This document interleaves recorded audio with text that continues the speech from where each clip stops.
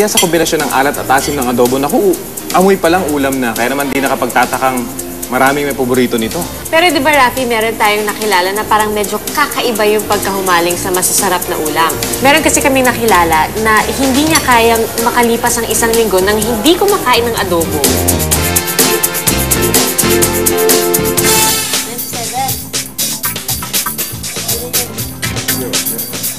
Apat na beses sa isang linggo, nangangamoy adobo ang bahay ni Aling Lolita.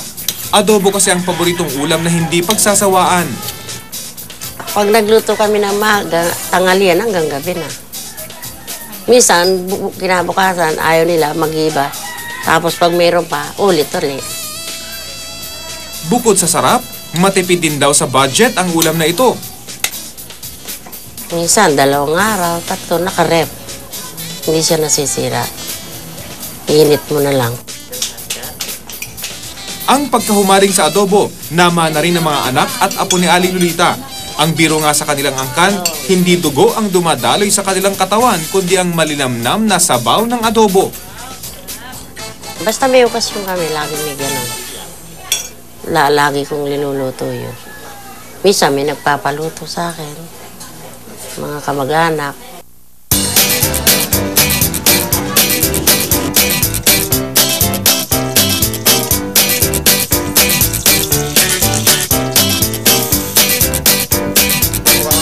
Adobo rin ang paboritong ulam ng pamilya ni Ana Marie. Pero kung kompletos recados ang adobo ni Aling Lolita, kay Ana Marie solve na sila sa sabaw.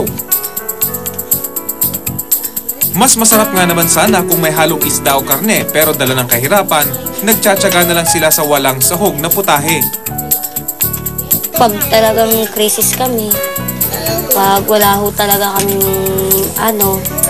makakain, yun na lang po ang inaano namin niluluto. Kung may nagkakasya na lang sa sabaw ng adobo, meron namang hindi pa nakontento sa adobong baboy o manok. Dahil adobong lamb o karne ng tuba ang kanyang type. Sawa na tayo sa pork, chicken, fish, the usual thing. So, maybe we should try a new meat naman. Sadyang mahal daw ang lamb dahil inaangkat pa ito sa Australia. Pero sulit naman daw ang bayad ni Sheena dahil nakatitikim siya ng kakaibang adobo. Yung lamb meat, it's tender, tapos hindi siya yung, parang rubber kapag kinain mo na. Hindi na naman kailangan magpunta pa sa isang restaurant ng chef at TV host ng Katok sa QTV11 na si Rosebud Benitez para lang makatikim ng ibang putahe ng adobo. Mismong siya ay may natatanging recipe nito, ang tuna adobo pasta.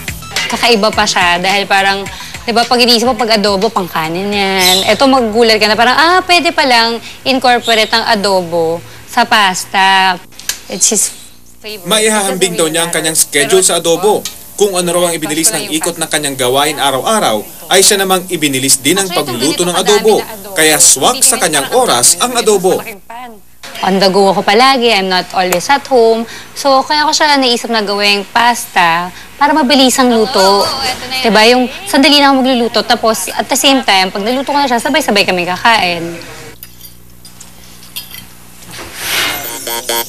Ano mang sangkap, kulay o paraan ng pagluluto, ang isang putahe kapag nakasanayan na, hinahanap-hanap na ng panlasa.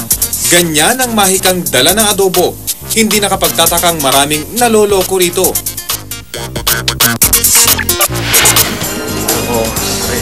Suka, toyo, haluan mo pa ng pagmamahal sa pagluluto. Yan ang Pinoy adobo. Ang lutong swak sa panlasa ng Pinoy mula timog hanggang silangan, naku, tunay nga namang may pagmamalaking lutong Pinoy.